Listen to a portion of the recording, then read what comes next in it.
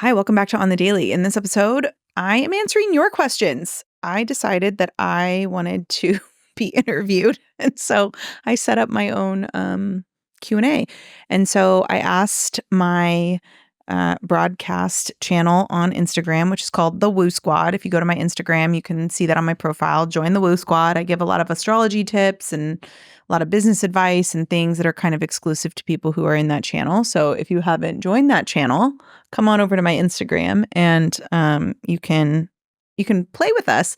But I asked that channel what questions people had, and I want to answer them for you. So we're going to go through each one in this episode. So if you're building a business, I said, ask me anything: business, human design, astrology, or money. So if any of those things pertain to you, listen to this episode. Here we go. Scale to 6 is my business accelerator, and that accelerator is starting on September 9th. It previously was the Scale to 6 Mastermind. I realized some inconsistencies within that program that I really wanted to address, and the point of that container is to help people scale to $10,000 to $15,000 months in business without burning themselves to the ground, without having to adhere to all of the old paradigms of business. And so we revamped it. We reworked it.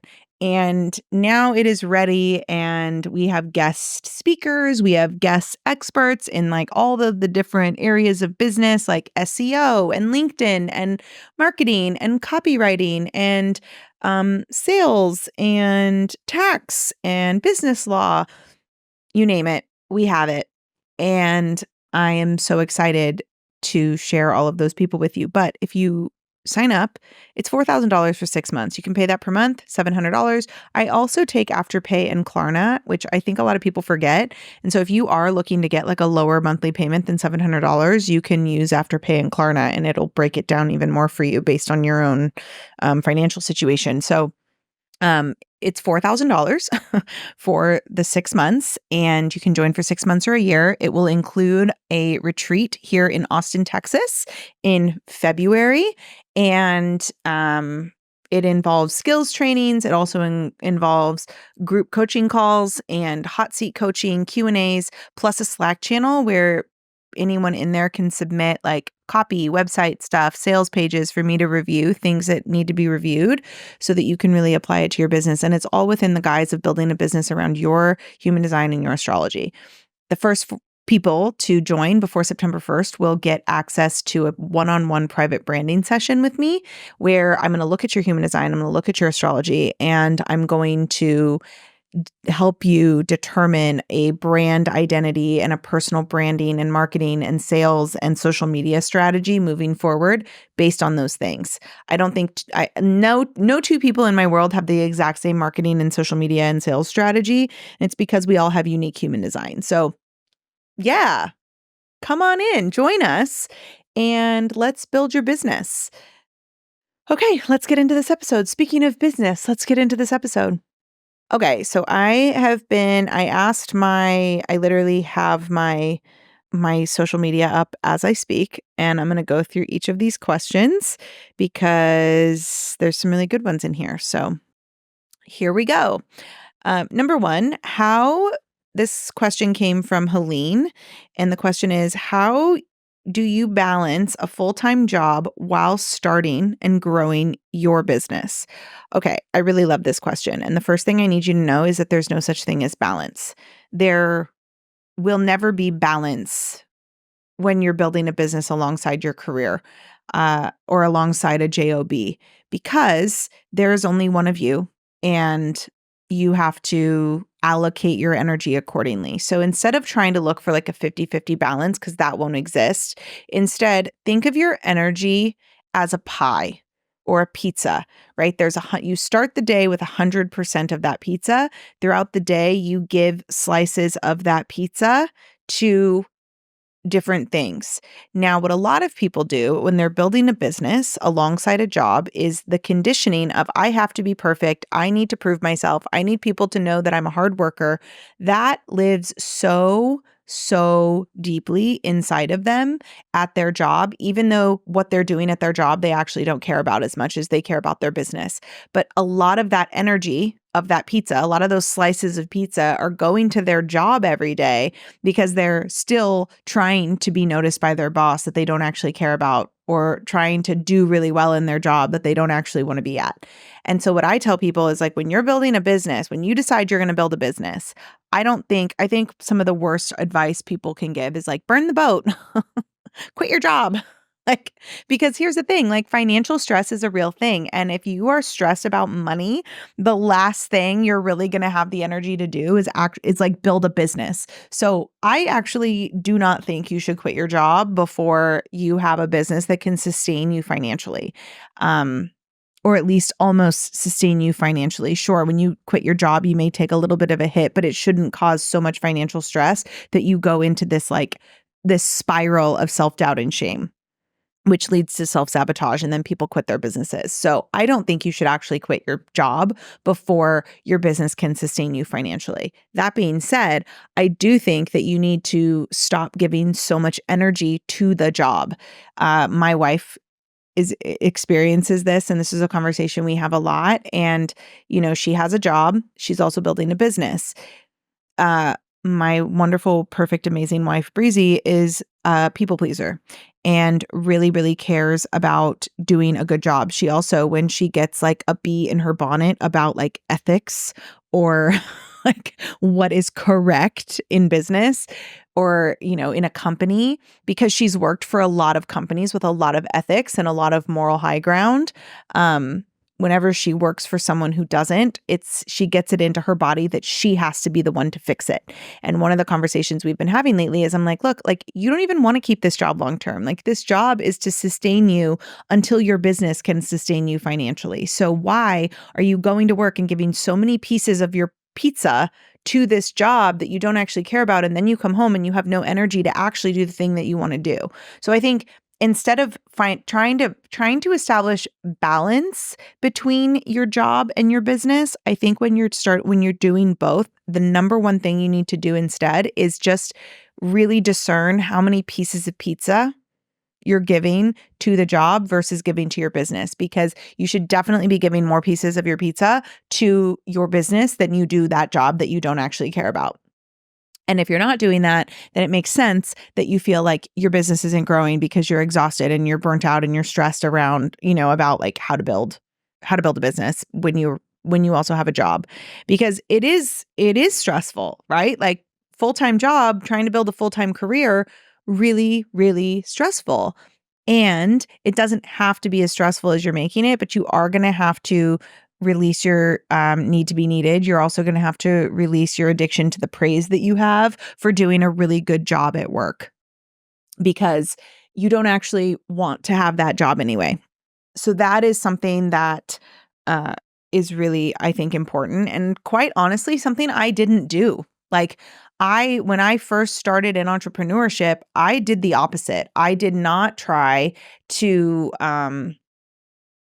I tried to have balance. And what that looked like was me burning out and me giving everything to my business, and then also trying to give everything to my job, which just like led me into the ground. So I didn't do that at first. And so now I can speak from this new perspective of like, you don't have to do it like that. And actually then when I finally figured it out, I still did have a job. Like a lot of people don't realize this. Like I had a job until March of 2023, technically. Like I had multiple sources of income. Which I believe in multiple sources of income anyway, but like I had a job way beyond when most people thought that I needed one. But I have a sun and moon in my second house, which means that like my emotions are very much tied to my financial security. And so not having financial security for me it's unacceptable. Like that won't ever happen. So I kept a job a lot longer than I needed to. But what I learned was I can show up to this soul cycle class. I can teach it to the best of my ability. I'm not saying to go to your job and like slack off and like half-ass it. I'm saying go to your job, do the best of your ability. I would teach the best class I could. and then I would leave. Where before I was like trying to get promoted and I was trying to like take on all these extra responsibilities and like be a training development officer and like, train new instructors. And so finally I was like, I'm not going to do this. I'm going to go, I'm going to teach my class. I'm going to do a really good job with that, build my community at my job. And then I'm going to go home and I'm going to spend my time building my business. And just that energy shift, like who I gave my pieces of pizza to, made such a difference in how my business grew. So I hope that helps. Okay, the second question is also from Helene, and it says, mistakes you learned and grew from in business. Well, the one I just said was one of them, like trying to do the most in all areas because I hadn't healed my addiction to praise. That was my first mistake. Another big mistake that I used to make was keeping people in my business or keeping clients for way too long, or attracting clients who like put me on a pedestal versus attracting clients who were self-led and, wanted to do the work for themselves. And this was all down to my energy. I would get very much like, oh, well, I'm going to be available all the time and I'm going to answer every single email myself and I'm going to respond to everything in the DMs and I'm going to do all these things. But then all that did was like attract a certain type of person to me. So that was a big mistake that I've learned from. The other mistake that I made, I think, which I realized this recently, is I hired a copywriter about a year and a half ago to build me a quiz funnel. And this was like a huge investment. I mean, we're talking like almost $15,000 for this quiz funnel. And I thought it was great. But then what I didn't realize is what I actually needed to do first was really restructure and reorganize like the back end of my business, which led to actually getting rid of a lot of the offers that we included in that quiz funnel. So the quiz funnel very quickly became like very unimportant or it became very irrelevant. And it kind of just sat there. And so I don't want to say I wasted that money because I definitely like learned a lesson. And now we're actually reusing a lot of what was in that quiz funnel and kind of repurposing it into something new that we're building now that we have more clarity on where the business is going. But I think one of the mistakes I made early on in business was like investing in like all of these like fun techie things before I actually knew what I wanted to sell. A long term. And I was very much being reactive in my business. So I was acting very much about like what I want to do now versus building a business that I want 3 years from now, which can be hard. And I think that this is something that I've really learned from is I no longer make decisions on how I'm feeling in the moment. I make decisions based on the kind of business that I want to have 3 years from now. And that looks like a little different. It definitely looks a little different than it used to because there's things that I'll be like, oh my gosh, I just want to do this. But then I'm like, yeah, but do I actually want that in 3 years? No. So like, we're not going to do it. So I think a lot of mistakes that I made in the beginning and that I see a lot of other people make is people make business decisions based on their current emotions or their current state of affairs. So their current financial status, their current emotional state, their current level of healing.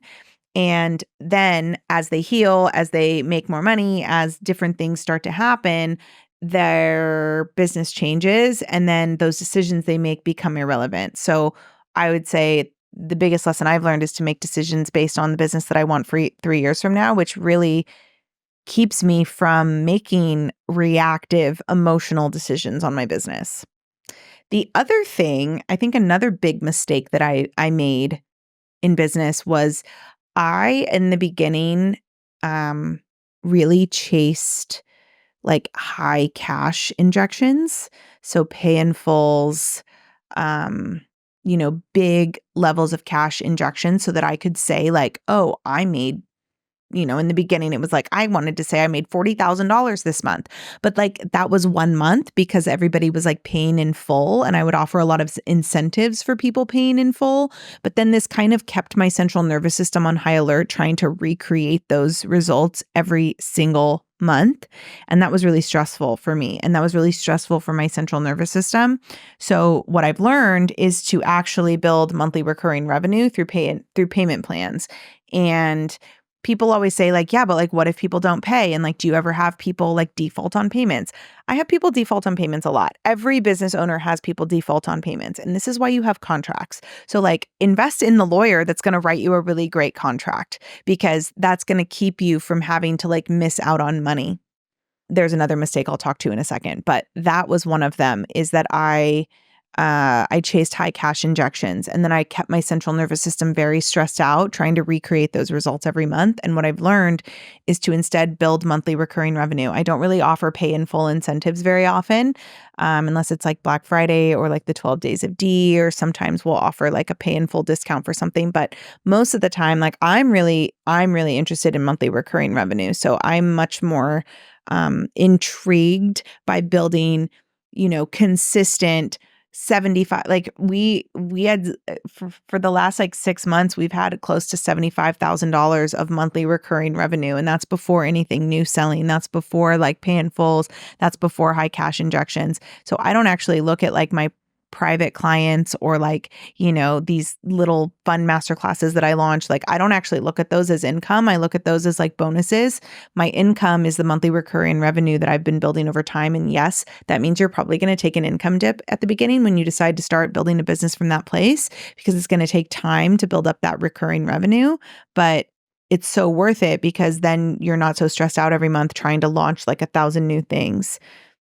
So that's something that I did. The other mistake that I made in my business was I didn't have, for a long time in our contract, we didn't have a like opt out thing. Like we had no clause about like defaulting or leaving a container early. And that ended up costing me, I think it was either $6,000 or $8,000, because I had someone in my mastermind decide to leave. And I let them out of the contract because I didn't want to deal with the energy that person brought to the mastermind anymore. So I was very okay to release that energy. But in the process, I was out I can't remember now if it was $6,000 or $8,000, but I was out a lot of money. And it's so funny because I don't even think of $6,000 or $8,000 as a lot of money anymore. I'm like having this realization now, but at the time, $6,000 to $8,000 was like a good amount of money. And I'm not saying that it's not. I'm just kind of having like a in the moment reflection on how that doesn't feel like a lot of money to me anymore. But at the time, I remember it being like, oh, that sucks, because that person was in my container for 6 more months and they left. And that meant that I was out that money. So what we learned was I put a clause in my contract where now if somebody leaves a container early, they're responsible for paying 50% of what they still owe. So if you come into my world and you are on like a 6-month contract for $12,000 and you want to leave after 2 months, that's fine. But the contract, 12,000 minus whatever, 12,000 divided by 6, like you still owe like $8,000.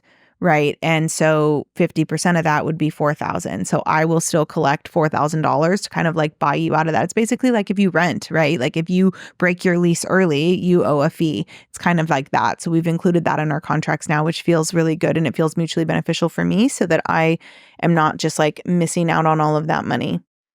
Yeah, that's definitely like a mistake that I've made. I think the final mistake that I made for a while was, I'm a 2-line in human design, and 2-lines really aren't meant to do business like anyone else. Like we're really not meant to follow any like trends or whatever. And I think for a long time, like I was looking to people that I really respected in business, and I was trying to emulate their their business practice. I was trying to emulate their sales strategy. I was trying to, because like I really like the way they do that, and like we do similar things, so like I'll try that. And it doesn't work because I have to follow my own sales strategy. I have to follow my own intuition. And so I've obviously learned to not do that. But in the beginning, I definitely like spent a lot of time trying to emulate other people's sales strategies, and it would frustrate me because then my stuff wouldn't sell, and I'd be like, well, why? Well, because I was looking outside of myself for the answers.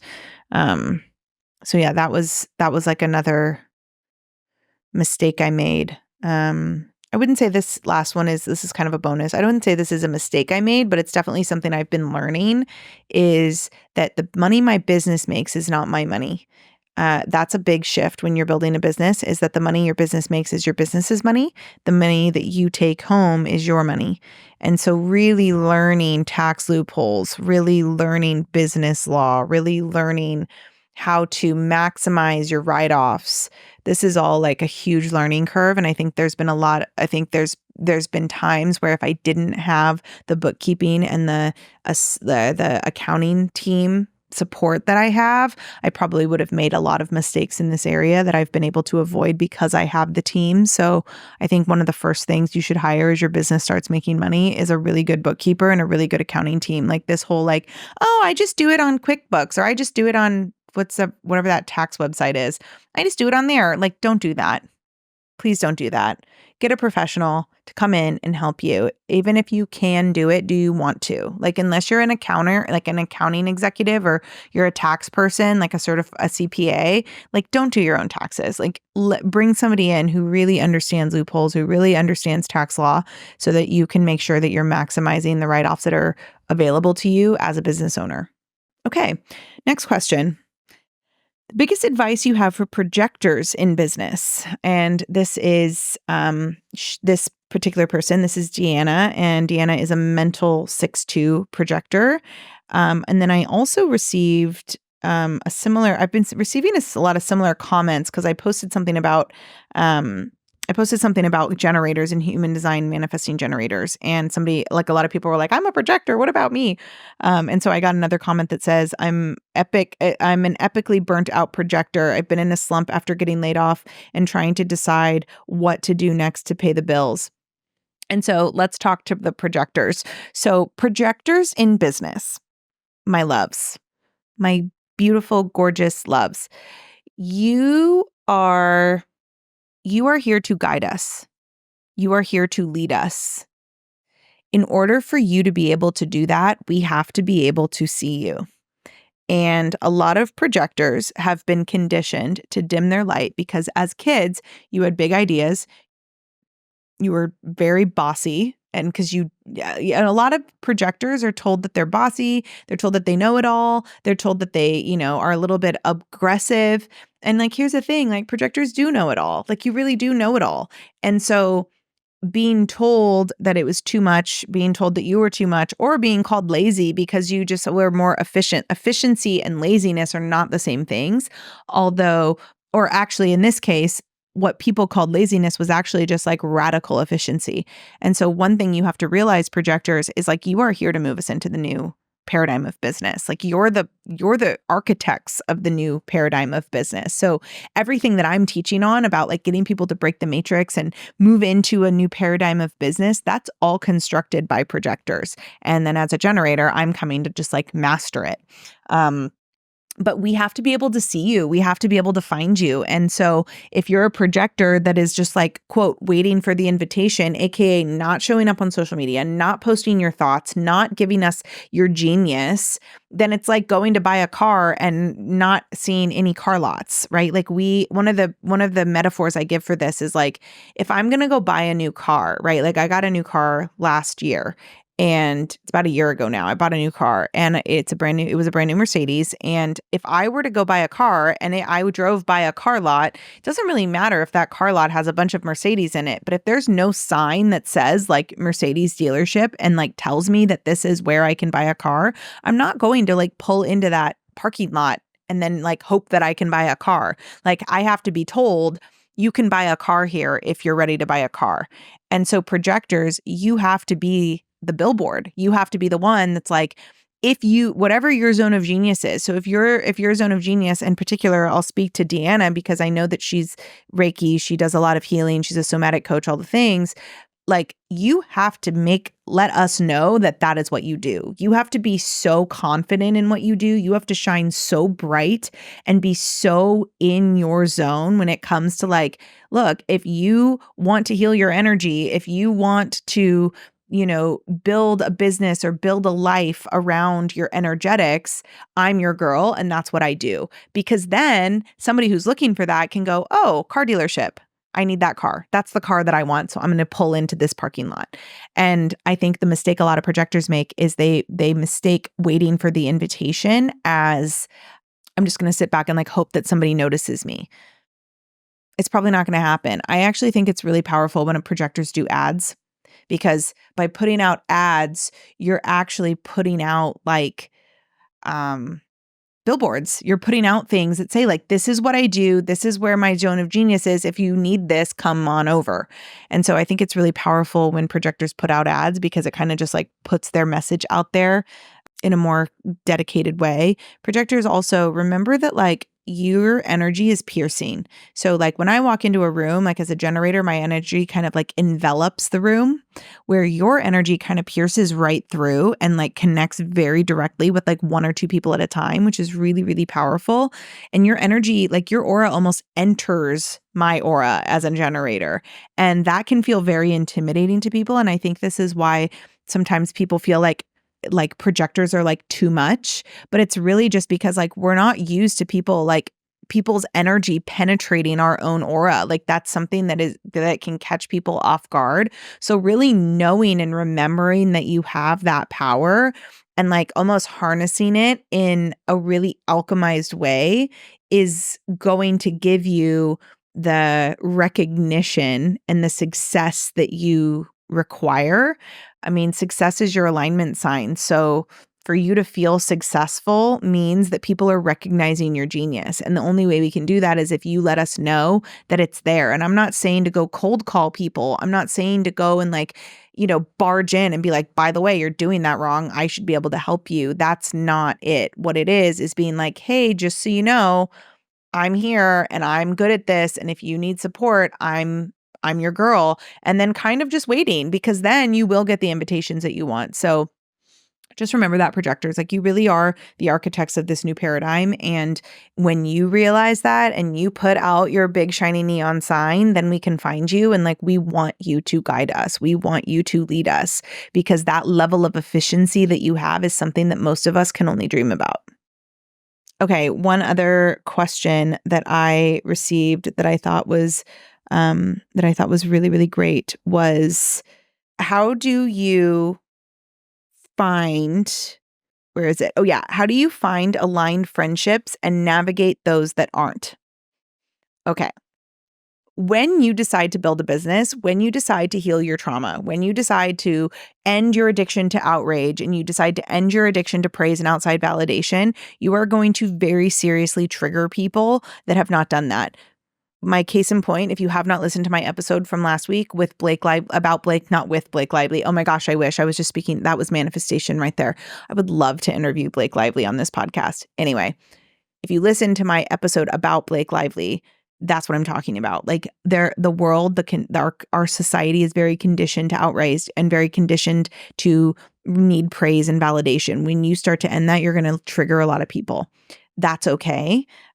Who you are an energetic match with before is not necessarily who you're going to remain an energetic match for unless they are willing to grow with you.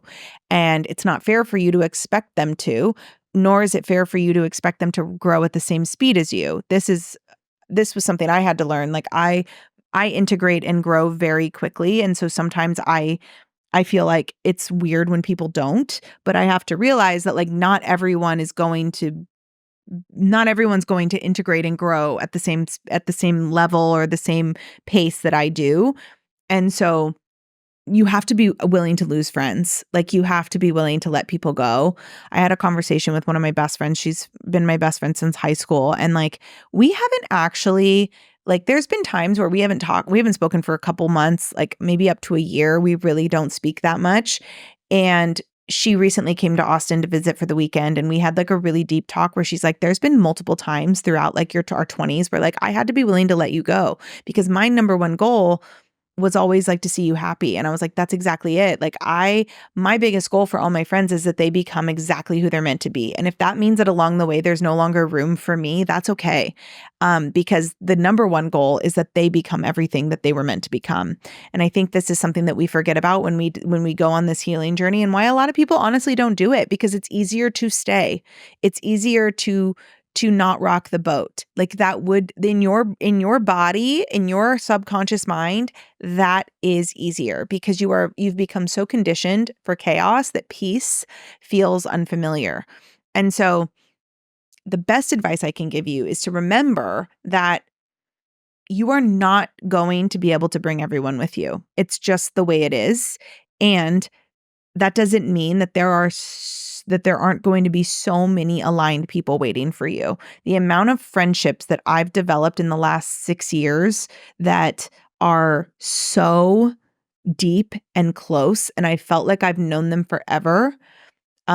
It's astounding, and it really is profound, and it's really amazing. And that doesn't mean that I haven't had to let people go.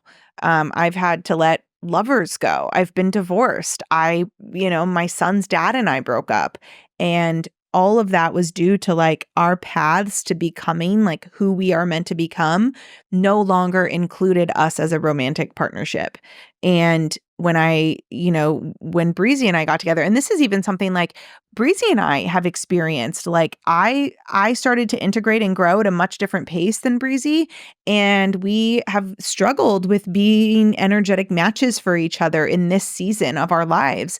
And it's the choice that we are understanding of that with one another that I think is what's going to be the really powerful story on the back end of this. But I would be lying if I didn't say that we haven't struggled with like being as connected as we were when we were both like first started dating, and we were like struggling to make rent and like, in the hustle and in the grind. When I stopped doing that, I think that caused a lot of friction because like Breezy was not at that place, and that's not a bad thing. I'm not saying like Breezy didn't grow as fast as me. Like that's not what I'm saying. I'm saying Breezy's at a very different season of her life than I am, and that means that in a lot of ways, like we're not an energetic match for each other right now, and a lot of us as we were has to die off so that we can become what we are becoming. And I think we both just have an understanding that like that's just sometimes what needs to happen, and sometimes with friendships, that's what needs to happen.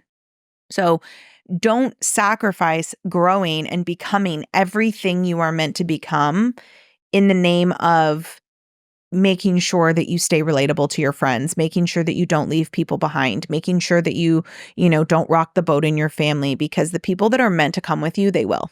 I can promise you that. The people that are meant to be there on the other side of it, they will be there. Even if it feels like there's a disconnect in the moment. So that was like pretty much the best questions. There were a couple that were like, repeats, but those are the best questions I got. So I hope that this helps. I hope that this gave you some things to think about. If you want me to do another episode like this, I think that would be fun to do like a Q&A episode every month. But come on into Scale to 6. If you have more questions for me, Scale to 6 is going to be the place to do it. And I hope you have a good day. I'll see you next week. Love ya.